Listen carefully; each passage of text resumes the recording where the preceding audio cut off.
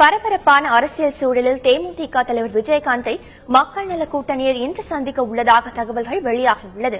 வரும் சட்டப்பேரவை தேர்தலில் தேமுதிகவுடன் கூட்டணி அமைத்து போட்டியிட அதிமுக, பாமக தவிர மற்ற கட்சிகள் அனைத்தும் ஆர்வம் காட்டி வருகின்றனர்.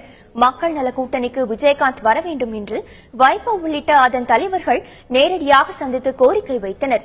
அதேபோல் பாஜக சார்பில் மத்திய அமைச்சர் பிரகாஷ் ஜவடேகர் விஜயகாந்தை சந்தித்து கூட்டணிக்கு வருமாறும் அழைப்பு விடுத்தார்.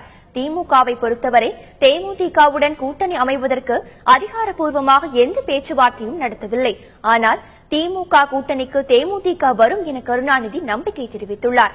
பல்வேறு கட்சிகள் மாறி மாறி விஜயகாந்தை அழைத்த நிலையில் விஜயகாந்த் தனது கூட்டணி முடிவை அறிவிப்பதில் தொடர்ந்து மௌனமாக இருந்து வருகிறார். இந்த நிலையில் தேமுதிக தலைவர் விஜயகாந்துடன் மக்கள் நல கூட்டணி தலைவர்கள் இன்று சந்திக்க உள்ளதாகவும், இந்த சந்திப்பிற்கு பின்னர் மக்கள் நல கூட்டணியில் தேமுதிக இணைந்ததற்கான அதிகாரப்பூர்வ அறிவிப்பு வெளியாகும் என்றும் கூறப்படுகிறது. மக்கள் நல கூட்டணியின் முதலமைச்சர் வேட்பாளராக விஜயகாந்த் அறிவிக்கப்படுவார் என்றும் தகவல்கள் தெரிவிக்கின்றன.